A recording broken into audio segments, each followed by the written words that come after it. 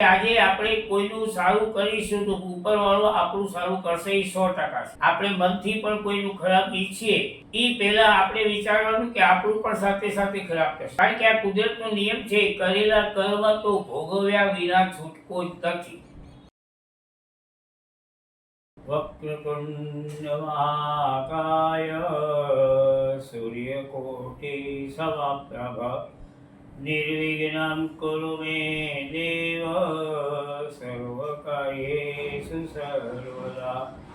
महाविद्या महावाणी श्रुति स्मृति प्रदायिनी साक्षात् सरस्वती देवी जिह्वाग्रे वसतु मम. प्रिय दर्शको, मातंगी ज्योतिष कार्यालयના આજના ત્રીજા એપિસોડમાં આપ સર્વનું હાર્દિક સ્વાગત છે. આપણે એપિસોડ નંબર 2 ની અંદર જોયું રાશિઓ કેટલી, કઈ અને દરેક રાશિના અક્ષર કયા. આજના એપિસોડમાં જોઈએ મેષ રાશિથી માંડી અને મીન રાશિ. દરેક રાશિના વ્યક્તિત્વમાં એ લોકોમાં સ્વભાવ, વાણી, વર્તન કેવા હોય એનું આપણે આજે વિવરણ કરીશું. સૌપ્રથમ મેષ રાશિ. સંસ્કૃતમાં મેષ એટલે ગુજરાતીમાં એને ઘેટું કહેવાય. તો મેષ રાશિનો માલિક ગ્રહ છે મંગળ.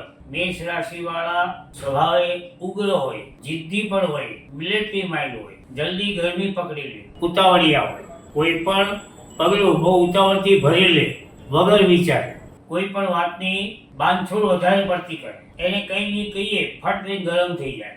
ત્યાર પછી મેષ રાશિવાળા એ ચર રાશિ છે એટલે બહુ સ્પીડમાં વિચારે, સ્પીડમાં કામ કરે.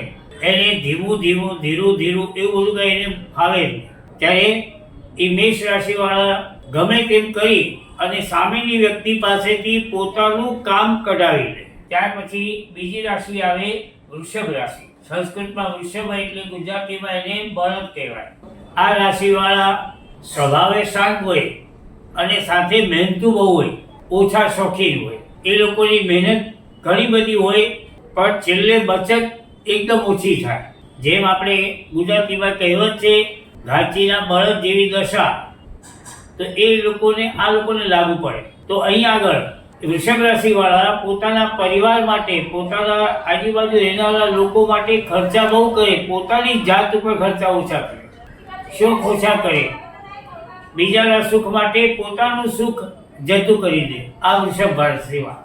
તથા વૃષભ રાશિવાળા નીચું જોઈને ચાલતા હોય, કારણ કે બળદ હંમેશા નીચે જોઈને ચાલે, તો એ પ્રમાણે આ વૃષભ રાશિવાળા પણ નીચે દ્રષ્ટિ રાખીને ચાલતા હોય. ત્યાર પછી ત્રીજી રાશિ આવે મિથુન રાશિ, જેમાં અક્ષરો આવે છે ક, છ અને ઘ.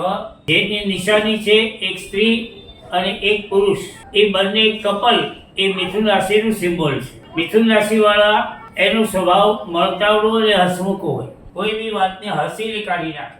મિથુન રાશિવાળાની એક ખાસિયત એ હોય કે દ્વિસ્વભાવવાળી રાશિ છે, એટલે કોઈ પણ નિર્ણય લેતા એને વાર બહુ લાગે, અને નિર્ણય લીધા પછી પણ એને પોતાના પર વિશ્વાસ ન હોય કે જે નિર્ણય લીધો એ સાચો કે ખોટો. મનમાં પ્રશ્નો ઉદ્ભવ્યા કરે. ત્યાર પછી ચોથી રાશિ આવે કર્ક રાશિ. સંસ્કૃતમાં કર્ક એટલે કરચલો.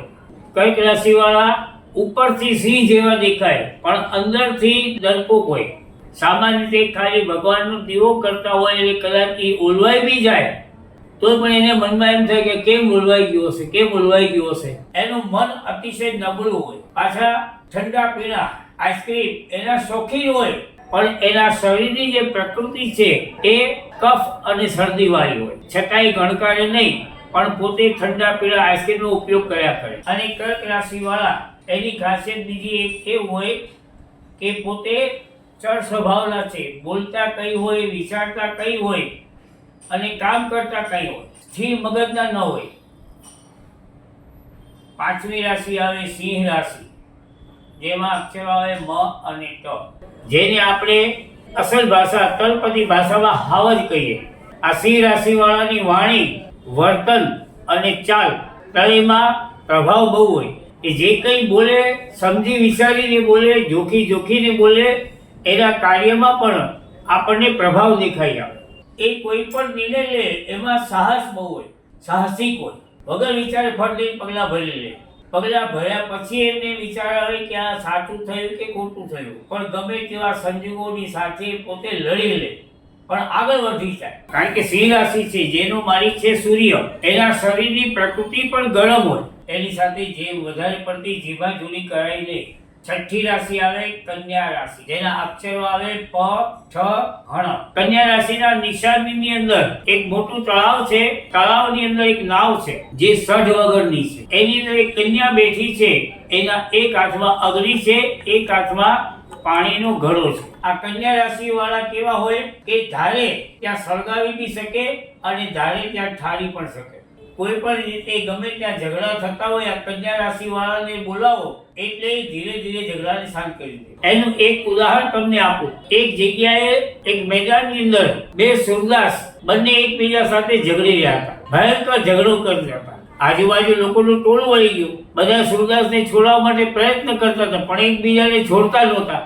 એટલામાં કોઈ કન્યા રાશિ વાળો વ્યક્તિ ત્યાંથી નીકળ્યો, એને જોયું આ બધું ટોળું કેમ ભેગું થયું છે. જઈને જુએ તો બે સુરદાસ ઝઘડતા હતા. એને ટોળાએ કીધું તમે કોઈએ છૂટા ના પાડ્યા? તો કે અમે ઘણો પ્રયત્ન કર્યો પણ છૂટા પડતા જ નથી. તો કીધું બધા ખસી જાઓ. બધા ખસી ગયા એટલે આ કન્યા રાશિ વાળાએ શું કીધું, પોતાના હાથમાં કાંઈ હતું નહીં, હથિયાર કાંઈ નહોતું, પણ ખાલી એટલું બોલ્યો, લે ભાઈ આ તું હથિયાર લે અને સામેવાળાને મારી નાખ. બે સુરદાસ એને એકેને દેખાણું નહીં કે કોના હાથમાં હથિયાર આપ્યું કે નથી આપ્યું. એટલે એકબીજાને થયું કે સામેવાળાના હાથમાં હથિયાર છે, હવે જો એ મને મારશે તો હું મરી જઈશ. બીજાને થયું કે એના સામેવાળાના હાથમાં હથિયાર છે, એ મને મારશે તો હું મરી જઈશ. એટલે બે એનાથી છૂટા પડી જતા રહે. આ કન્યા રાશિ વાળા ગમે તેવા તમારા ઝઘડા ટંકાર ગમે ત્યાં થતા હોય તો આ લોકોને ખાસ બોલાવી લો એટલે તરત એ પોતે આવી અને ઝઘડા ટંકારને છોડાવી શકે. બીજું કન્યા રાશિ છે એ એનો માલિક છે બુધ. આ બહુ ગણતરીબાજ હોય, હિસાબ કિતાબ કરવામાં બહુ હોશિયાર હોય. તમે જે ગમે તેવા એને હિસાબ કિતાબ આપો એ ગણીને તમને વ્યવસ્થિત કર્મ કરીને આપે. ત્યારે આ પ્રમાણે આ કન્યા રાશિ વાળા આપણને ઘણી મદદરૂપ પણ બની શકે. અને હંમેશા એક વસ્તુ ધ્યાન રાખવાનું કે બને ત્યાં સુધી જિંદગીની અંદર લોકોને કેમ મદદરૂપ થવાય એ પ્રમાણે પ્રયત્ન કરતા રહીશું. કારણ કે આજે આપણે કોઈનું સારું કરીશું તો ઉપરવાળો આપણું સારું કરશે, એ 100% છે. આપણે મનથી પણ કોઈનું ખરાબ ઈચ્છીએ એ પહેલા આપણે વિચારવાનું કે આપણું પણ સાથે સાથે ખરાબ થશે. કારણ કે આ કુદરતનો નિયમ છે, કરેલા કર્મ તો ભોગવ્યા વિના છૂટકો જ નથી. આજે કરો કે કાલે કરો. કારણ કે ભગવાનના ઘણા સેવકો આપણી આજુબાજુમાં પણ છે, ઉપર બી છે, નીચે પણ છે, કે જે આપણા બધા કર્મનો હિસાબ કિતાબ એ બધા રાખે છે. જ્યારે ગુરુ દત્તાત્રેયને પૂછવામાં આવ્યું તમારા ગુરુ કોણ, ત્યારે ગુરુ દત્તાત્રેય કીધું મારા 1-2 ગુરુ નથી, 24 ગુરુ છે. એમણે પવનને પણ ગુરુ માન્યા, ધરતીને ગુરુ માન્યા, હાથીને ગુરુ માન્યા, પતંગિયાને ગુરુ માન્યા, આ બધાને ગુરુ માન્યા. અને છેવટે એમ કીધું છેલ્લે 25મા ગુરુ તરીકે આત્મ એવ ગુરુ હો, પોતાનો આત્મા એ જ ગુરુ છે. એટલે કોઈ પણ કર્મ કરો પહેલા તમારા આત્માને પૂછી લો કે આ કર્મ કરવાથી ફળ શું મળશે. એ સમજી વિચારીને કર્મ કરો તો તમારી અંદર રહેલો આત્મા રૂપી પરમાત્મા તમને ખરાબ કર્મ કરતા અટકાવશે. તો આપણે આજના આ એપિસોડની અંદર જોયું મેષ રાશિથી માંડી કન્યા રાશિ વાળાના સ્વભાવ, વાણી વર્તન કેવા હોય એ જોયું. હવે આગલા એપિસોડમાં આપણે જોઈશું કે તુલા રાશિથી માંડી અને મીન રાશિના વાળાના સ્વભાવ કેવા હોય, એમના વાણી વર્તન કેવા હોય એ બધા જોઈશું. આ રાશિ પરથી નામ જુઓ છો પણ સાથે સાથે એ પણ ધ્યાન રાખવાનું કે તમારી જન્માક્ષરના કુંડળીની અંદર ગ્રહમાન પ્રમાણે આ સ્વભાવમાં, વાણીમાં, વર્તનમાં ફેરફાર થઈ શકે છે. એવું જરૂરી નથી કે મેષ રાશિ વાળા ગરમ જ હોય, ક્યારેક એની જન્મકુંડળીના ગ્રહો ફેરફાર થતો હોય, ક્રોધ થોડું શાંત પણ હોય. કારણ કે જન્મકુંડળી છે એ શું છે, તમારા પૂર્વ જન્મના કર્મનો ફળ જે મળવાનું છે એનો એક નકશો છે. કોઈ પણ વ્યવસ્થિત સારો જ્યોતિષી હશે એ તમારી જન્મકુંડલી પરથી તમને બધી જ વસ્તુ બતાવી શકશે, તમે પણ જાણી શકશો. આપણે આગળના એપિસોડમાં બતાવશું કે જન્મકુંડલીના ગ્રહમાન પ્રતિ વ્યક્તિ કઈ રીતનું હોય, કયા ધંધામાં જઈ શકે, ક્યારે લગ્ન થઈ શકે, એ બધું કેવી રીતે જોવાય. સાથે સાથે એ પણ બતાવશું માંગલિક કુંડલી કેવી રીતે કહેવાય, કાલસર્પ દોષ કેવી રીતે કહેવાય, આ બધું તમને સમજાવીશું. તો તમે સતત આપણી આ માતંગી જ્યોતિષ કાર્યાલયના એપિસોડના દરેક શો જોતા રહેજો અને આપ અમને સ્વીકારો છો એ બદલ તમારો ખૂબ ખૂબ આભાર. સૌને જય શ્રી કૃષ્ણ.